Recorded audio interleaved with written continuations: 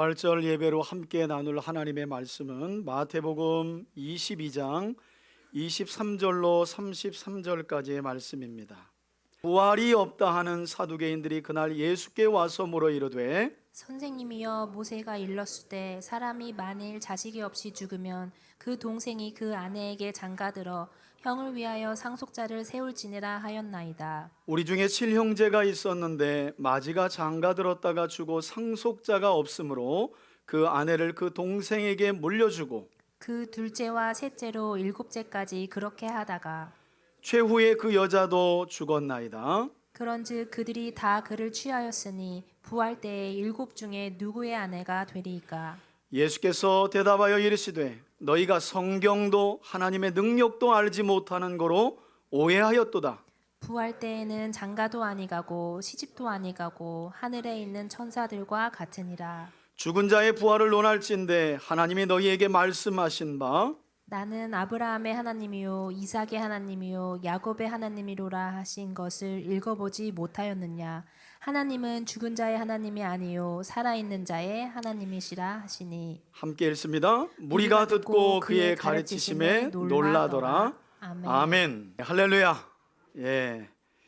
부활하신 예수 그리스도의 생명과 구원하시는 은혜가 오늘도 삼위일체 하나님께 예배드리는 여러분과 여러분의 가정에 충만하시길 주의 이름으로 축원합니다. 부활절을 맞아 오늘 우리가 함께 살펴볼 하나님의 말씀은 하나님의 아들이신 예수 그리스도께서 이 땅에서 공적인 삶에, 이걸 이제 우리가 보통 공생애라고 말씀하죠.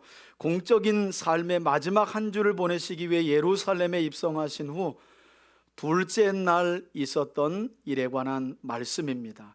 변론의 날이라고 불렸던 이 둘째 날, 그러니까 우리에게 말하면 고난주간 둘째 날을 의미하는데, 이날 예수님은 유대 종교 지도자들과 여러 차례에 걸쳐 변론과 논쟁을 진행하셨는데, 오늘 본문 앞선 내용을 보게 되면 바리새인들과 헤롯 당원들이 로마에 납부하는 세금 문제를 가지고 예수님을 시험하러 왔다가 실패하고 돌아갔다라고 성경은 말씀합니다.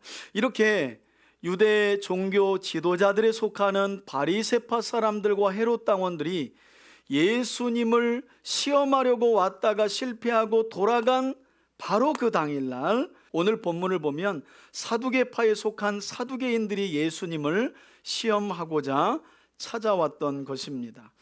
여러분, 당시 유대교의 한 분파를 이루면서 자칭 제사장 사독의 후예들이라고 스스로 소개한 이 사두개인들은 바리새파에 속한 사람들과 달리 성경으로 이야기하면 모세오경 5권의 성경만 하나님의 말씀으로 인정했습니다. 그러니까 큰 틀 안에서 유대교에 속하지만 바리새인들과 사두개인들은 믿는 성경의 범주가 달랐다는 것입니다.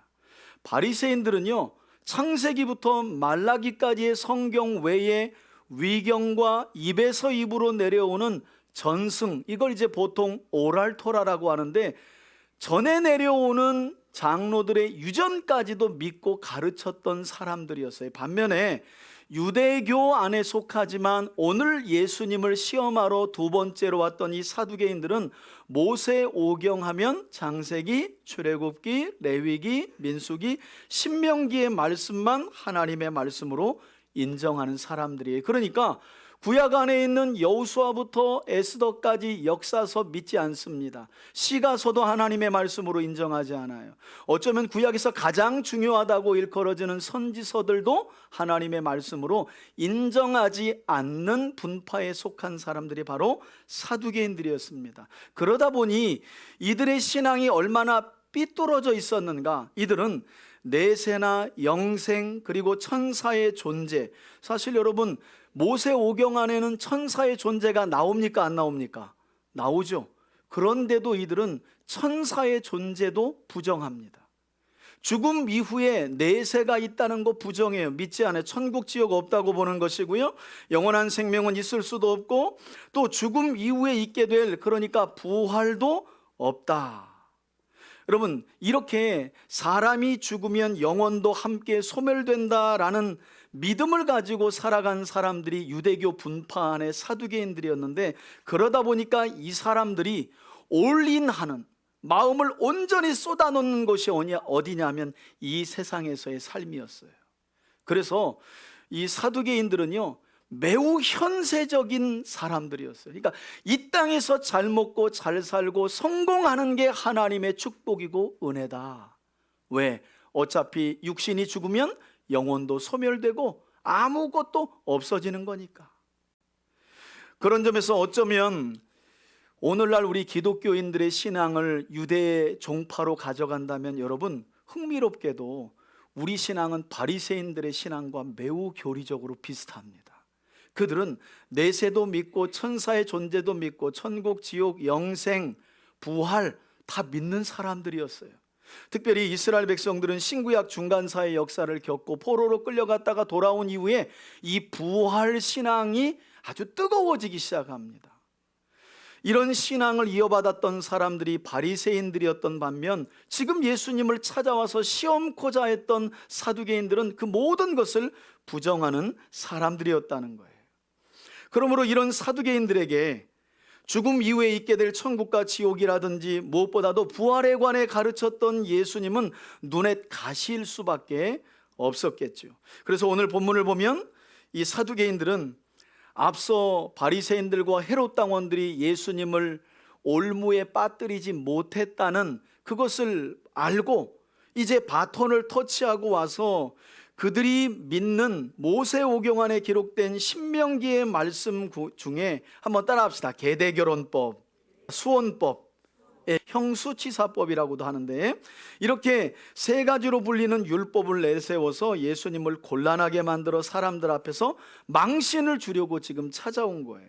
자, 그럼 사두개인들과 예수님 사이에 벌어졌던 이 부활 논쟁이 어떻게 진행이 되고 또 결론을 맺게 되는지 함께 한번 살펴보면서 본문의 말씀을 통해서 우리 3대 가족들이 다시 한번 부활이 무엇인지를 깨닫고 성경을 통해 하나님의 능력이 무엇인지를 오해 없이 깊이 깨닫고 믿고 확신하는 저와 여러분들이 되기를 주의 이름으로 축원합니다. 자, 그럼 본문을 살펴보겠습니다. 23절입니다. 부활이 없다고 믿고 주장하는 사두개인들이 그날 예수께 와서 질문했다는 거예요. 물어 이르되, 이 날이 어떤 날이라고요? 바리새인들과 헤롯 당원들이 앞서 찾아와서 세금 문제를 가지고 예수님을 시험하러 왔다가 실패하고 돌아간 그날. 여러분, 앞선 내용을 보면 예수님이 기가 막히게 그들의 함정을 빠져나가십니다. 로마에 제공하는 세금을 내야 합니까? 말아야 됩니까?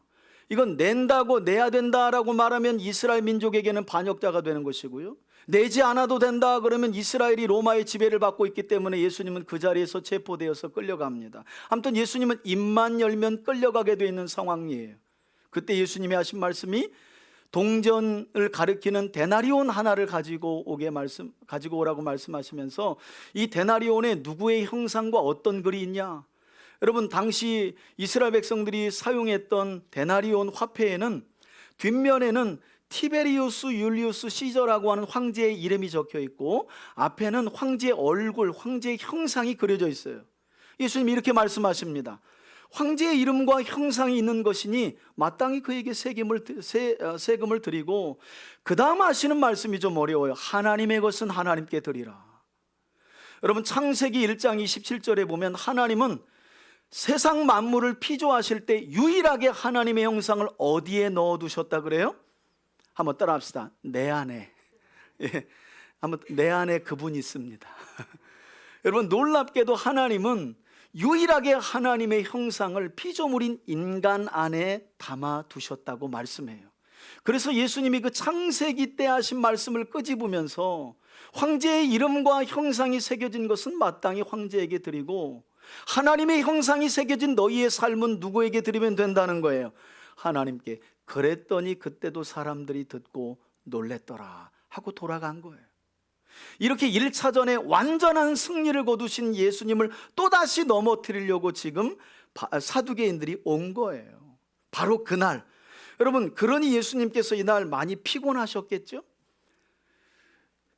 이미 함정에서 빠져나왔는데 또 다른 함정을 함정과 올무를 노려고 사두개인들이 찾아와서 묻습니다. 24절, 선생님이요, 모세가 율법에 일렀으되 사람이 만일 자식이 없이 죽으면 그의 동생이 그 형의 아내에게 장가들어 형을 위하여 후사를 곧 상속자를 세울지니라 하였나이다.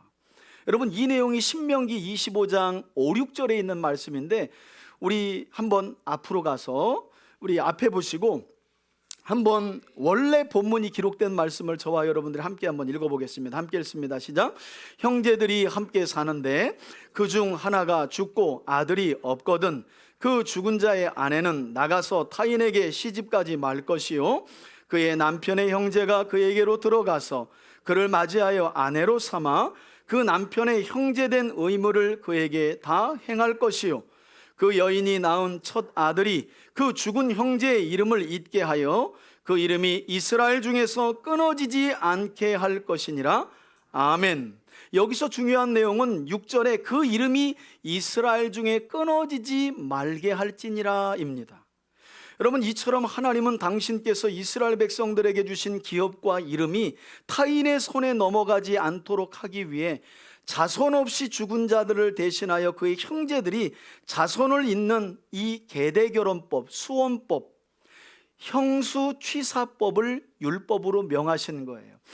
비슷한 것들이 우리나라에도 있었습니다. 우리나라가 이 정도까지는 아니지만 제가 시골에서 저희 아버지 때 이런 일이 있었습니다. 여러분, 형제들 중에 마지가 자식이 없잖아요. 그러면 동생 가운데 동생들이 낳은 아들을 양자로 형님 집에 보내죠. 왜냐하면 형님 집의 기업이 어떻게 될까 봐, 끊어질까 봐.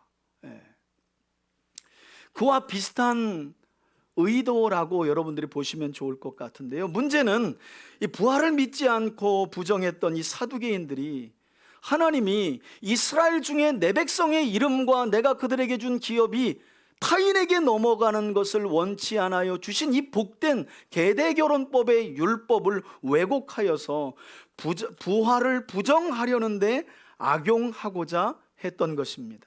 그래서 이들은 이 율법을 근거로 예수님을 향해 어떤 말의 함정과 돛을 놓느냐, 25절부터가 중요해요.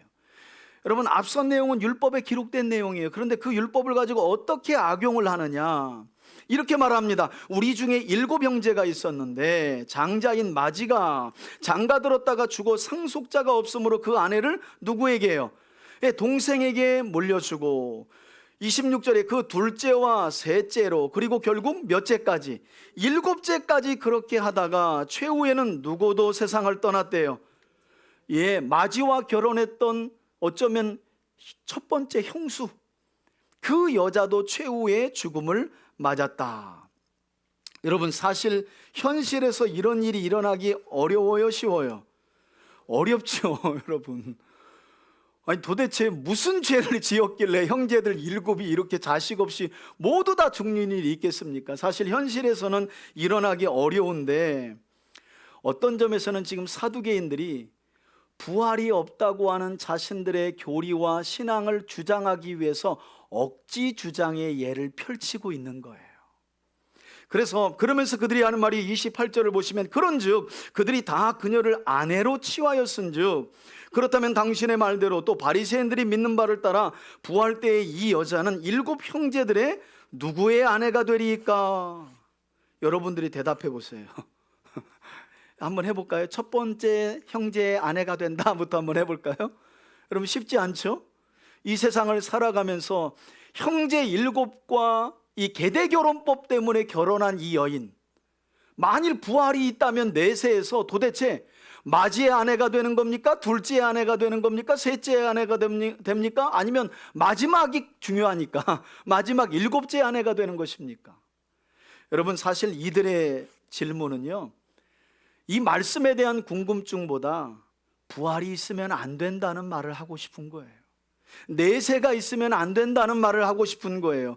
영생이 있으면 안 된다는 말을 하고 싶은 거예요.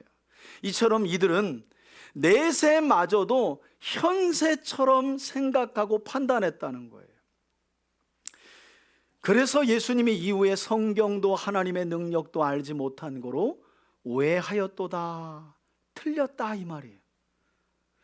여러분, 하나님을 믿어도 하나님의 말씀을 알지 못하면 이처럼 우리 안에 엄청난 신앙의 오해가 있다는 사실을 여러분들도 기억할 필요가 있습니다.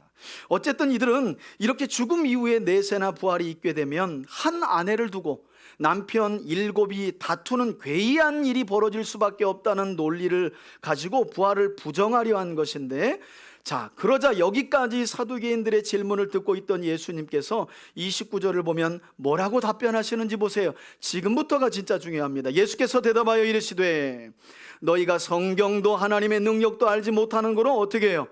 오해하였도다. 여러분, 여기 쓰인 오해하였도다라는 말씀의 원어를 보면 그 단어가 플라나오라는 단어인데요, 이 플라나오라는 단어는요, 양이 자기 주인을 잃고 헤맬 때 쓰이는 단어예요. 무리에서 벗어나서 양이 주인을 잃고 여기저기 헤매는 모습을 가리킬 때 플라나오라는 단어를 씁니다. 다시 말해서 지금 예수님을 함정에 빠뜨리려고 찾아온 이 사두개인들, 그들이 예수님의 눈에는 뭐처럼 보이는 거예요? 길 잃은 양처럼 보였다는 거예요. 여러분, 이러한 예수님의 말씀은 이 자리에 있는 우리에게도 너무나 중요한 가르침을 주고 있는데, 조금 전에도 제가 말씀드렸지만 하나님의 말씀인 성경에 대한 오해는 하나님의 능력에 대한 오해와 불신을 낳기 때문입니다. 이 말을 바꾸어 말하면 우리가 하나님의 능력을 바르게 알고 믿으며 그분의 전지전능한 능력을 오해 없이 의지하며 살아가려면 특별계시인 성경 66권의 말씀을 바르게 알고 믿어야 된다는 거예요. 여러분, 지금도 기도원 가면 하나님의 능력을 달라고 기도하는 분들이 얼마나 많은지 몰라요. 여러분, 오늘 예수님이 뭐라 그래요? 성경을 알지 못하니 하나님의 능력을 도무지 믿지도 못하고 알지도 못하고 오해하였도다 그래요. 여러분, 하나님의 능력을 어떻게 받습니까? 기도원 가면 받습니까? 부흥회 가면 받습니까? 아닙니다. 진리의 말씀을 통해 하나님이 어떤 분이신지를 믿어질 때 그 능력이 우리 삶에 역사하는 줄 믿습니다. 능력을 내가 갖는 게 아닙니다. 능력이 어떤 부흥사에게 임하는 게 아닙니다. 그러니까 우리는 연약하다 보니까 어떤 부흥사가 안수하여 암을 낳으면 그 사람을 하나님처럼 떠받들어요. 그러면서 교회는 곤두박질 치지요. 그리고 더 심하면 이단이 되는 거예요. 이단의 교주가 돼요. 여러분, 하나님의 능력은 진리의 말씀인 66권의 성경을 오해 없이 그대로 받아들이며 믿을 때 하나님이 우리에게 놀라운 그분의 능력을 우리 삶에 일으켜 주시는 줄 믿습니다. 기가 막힌 사실은 이처럼 내세도 부활도 믿지 않는 사두개인들이 예수님 당시 여러분 무엇을 맡고 있었는 줄 아세요? 보세요. 내세를 안 믿어요. 천국 지옥 안 믿는다는 거예요. 천사의 존재도 안 믿어요. 부활도 안 믿어요. 그런데 이 사람들이 예루살렘 성전에서 제사장직을 다 맡고 있었어요. 이 사두개인들이 성직자들이었다는 거예요. 이처럼 현세적인 축복만 원하는 사람들이 예루살렘 성전에서 제사장직을 맡고 있었다는 거예요. 그러니 예수님이 얼마나 답답했겠어요. 그래서 30절을 보시면 예수님이 이렇게 말씀하십니다. 부활 때에는 이것은 나를 말하는 것이 아니라 부활의 때를 말하는 것이 아니라 부활의 상태를 의미하는 겁니다. 현세와 같이 장가가는 것도 아니고 시집가는 것도 아니다. 하늘에 있는 누구와 같은 상태라고요? 천사들과 같은 상태다. 여러분, 조금 전에도 제가 말씀드렸지만 사두개인들은 뭘 부정해요? 천사를 부정하는데 예수님이 지금 하늘에 천사가 있다, 지금도 보이지 않지만 우리 주변에 천사가 있다라는 말씀을 하면서 예수님은 현재 하늘에 존재하는 천사들이 결혼하지 않는 것처럼 부활 때에도 결혼이나 출산하는 일들이 없다고 말씀하시면서 결혼과 출산은 현세에서 우리가 이 땅을 살아갈 때에만 한시적으로 있는 일임을 이와 같이 말씀하신 것입니다. 즉 부활 후에 우리는 천상의 존재와 같이 변화가 된다는 거예요. 자, 그러면서 31절 이후를 보면 예수님은 사두개인들이 성경으로 인정하는 모세오경 중에 하나인 출애굽기의 말씀을 인용하시며 부활에 관한 논쟁의 결론을 맺는데 31절 보십시오. 죽은 자의 부활에 대해 논할진대 예수님이 이렇게 말씀하세요. 너희들 지금 부활이 없다고 하면서 내게 와서 함정을 놓는 거지 하면서 하나님이 너희가 믿는 모세오경 안에 부활에 대해서 이미 말씀하셨는데 내가 그 구절 좀 한번 인용해 볼까 하시면서 하신 말씀이에요. 32절은 함께 한번 읽습니다. 시작. 나는 아브라함의 하나님이요 이삭의 하나님이요 야곱의 하나님이로라 하신 것을 읽어보지 못하였느냐. 그러므로 하나님은 죽은 자의 하나님이 아니요 살아있는 자의 하나님이시니라 하시니. 33절이요 무리가 듣고 그분의 가르침에 어떻게 해요? 다 놀라노라. 여러분들만 안 놀래. 예수님의 말씀을 당시에 들은 유대 무리들은요 전부 다 놀랐어요. 여러분들이 왜 놀라지 않는 이유를 제가 알아요. 지금 이 말씀이 무슨 의미를, 무슨 뜻인지를 여러분들이 지금 잘 못 깨닫기 때문에 놀라지 않는 거예요. 여러분, 이 말씀이 동문서답처럼 들려요. 예수님이 분명히 이렇게 말씀하신 거거든요. 야, 부활에 관해 이야기하려면 부활에 관해 말씀하신 하나님의 말씀을 생각해 보면 알지 하면서 예수님이 인용하신 말씀이 출애굽기 3장 6절이에요. 여러분, 사두개인들은 뭐만 하나님의 말씀으로 인정한다고요? 모세오경. 그래서 예수님이 출애굽기의 말씀, 그들이 성경으로 인정하는 출애굽기의 말씀을 딱 집어가지고 하나님이 부활에 관하여 하신 말씀이라고 하시며 인용하신 거예요. 우리 앞에 보시고 함께 한번 큰 소리로 읽읍시다. 시작. 또 이르시되 나는 내 조상의 하나님이니 아브라함의 하나님, 이삭의 하나님, 야곱의 하나님이라. 모세가 하나님 배웠기를 두려워하여 얼굴을 가리매. 아멘. 여러분, 예수님의 답변을 듣던 유대인 무리가 그분의 가르침에 크게 놀란 이유가 있습니다.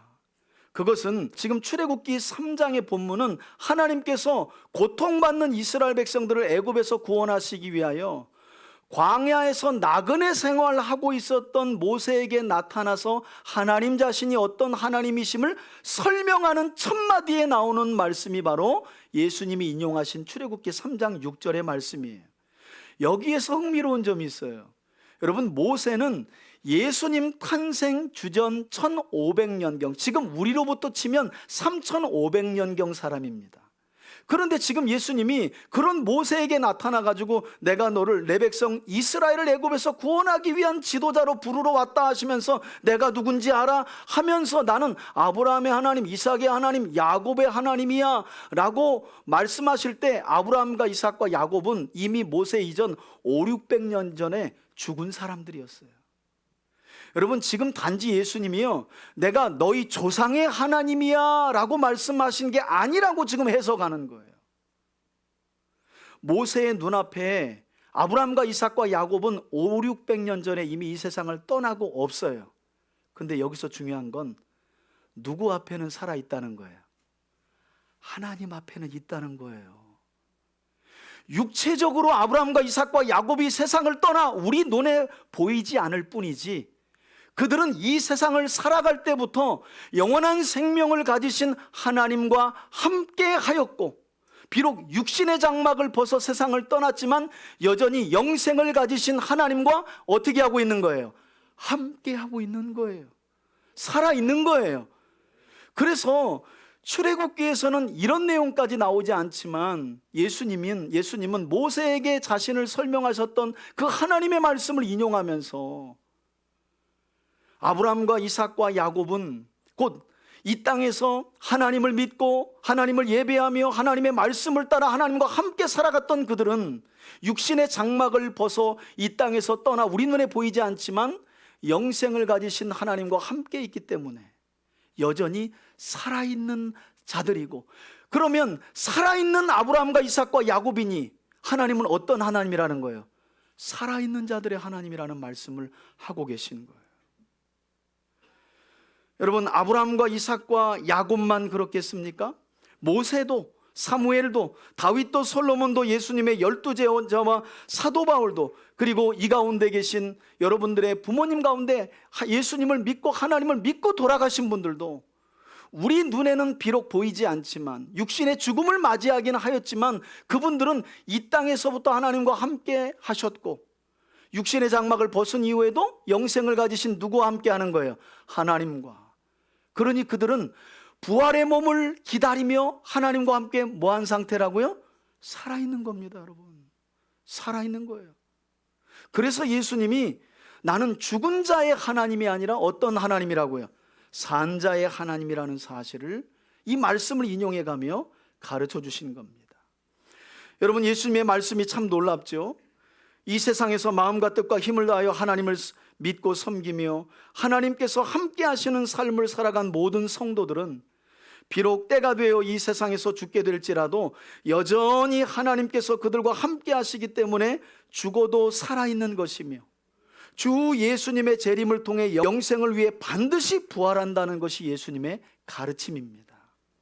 여러분, 성경을 바르게 읽고 듣고 배우면 이런 하나님의 능력을 내 믿음으로 받아들이고 누릴 수 있는 거예요. 저는 저와 여러분들이 다시 한번 이 영생과 내세의 부활을 설명하시면서 부활 논쟁의 종지부를 찍으셨던 예수님의 말씀을 다시 한번 마음속에 새기시고 확신하는 저와 여러분들이 될 수 있기를 주의 이름으로 축원합니다.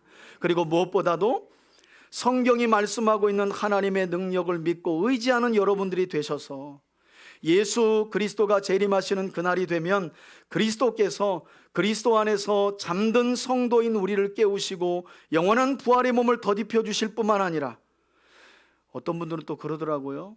부활하고 부활절 하니까 예수를 믿는 우리만 부활하는 거지요. 여러분, 그렇지 않아요.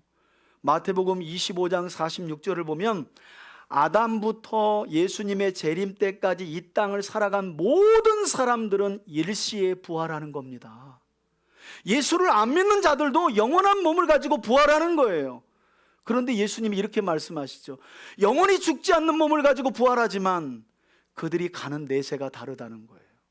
예수를 믿고 죄사함을 받은 성도들의 부활은, 한번 따라합시다, 영생으로, 하나님의 나라를 말해요. 예수를 믿지 않고 죄사함 받지 않은 자들은 부활하여, 한번 따라합시다, 영벌로, 지옥을 말해요. 그래서 여러분, 이 땅에서 잘 살고 내가 살고 싶은 대로 살다가 지옥 가면 되지. 지옥이 뭔지 모르는 분들이 그런 얘기를 하는 거예요. 지옥이 어떤 상태로 가는지를 모르니까 그런 얘기를 하는 거예요. 지옥은 가서 그냥 불에 타 죽는 곳이 아니에요. 영원한 부활의 몸을 가지고, 죽지 않는 몸을 가지고 영벌, 지옥으로 가는 겁니다. 그러나 이 땅에서 하나님이 보내신 구세주 예수 그리스도를 통해 죄사함 받고 속죄의 은혜를 받고 하나님의 은혜 가운데 하나님을 믿고 섬기며 살아간 사람들은 부활의 몸을 덧입고 어디로요? 영생, 영원한 하나님의 나라로 들어가게 되는 줄 믿습니다.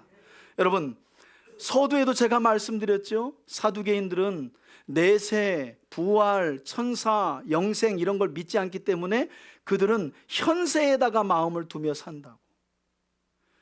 여러분, 한번 요즘 여러분들의 삶을 한번 돌아보시길 바랍니다. 정말 내가 영원한 생명과 부활을 소망하며 살아가는지. 여러분, 그런 사람들은요, 이 땅에서의 고난도 잘 이겨내요. 시험이 있지만 시험을 이겨낼 수 있는 믿음을 하나님이 주신다는 거예요. 우리가 이 땅에서 모든 것을 다 가지려고 하는 욕심을 내려놓지 못하는 이유는 어떤 신앙이 연약한 거예요? 부활신앙이. 그러면 현세적일 수밖에 없어요. 저분은 신앙생활을 오래 했는데 그냥 이 땅에서 받는 것들만 너무 욕심이 가득해. 그러면 우리가 뭘 파악할 수 있는 거예요? 그분은 어떤 신앙이 약하다는 거예요? 부활신앙이 약한 거예요. 그래서 사두개적인 믿음으로 따라가는 거예요. 저는 오늘 우리 3대 가족들이 다시 한번 하나님의 말씀인 성경과 하나님의 능력을 말씀을 통해 확신하게 되기를 축복하고, 성도들인 우리는 주님께서 예비하신 영생인 영원한 하나님의 나라로 우리 주님께서 드려 인도하실 것을 다시 한번 믿고 확신하면서 새로운 한 주도 부활의 약속과 소망으로 충만한 삶을 살아가는 우리 3대 가족들이 되시길 예수님의 이름으로 축원합니다. 이제는 우리 구주 예수 그리스도의 은혜와 하나님 아버지의 크신 사랑과 성령님의 교통하심이 오늘 이 거룩한 성찬 예식에 참여한 우리 3대 가족들에게, 특별히 하나님을 믿고 살아가며 죽음을 맞이하는 성도들에게는 죽어도 산 것임을 믿고 부활의 소망을 크게 믿으며 나아가는 이 자리에 모인 우리 3대 가족들 모두와 가정과 기업 위에 이제로부터 영원토록 함께 계실지어다. 아멘.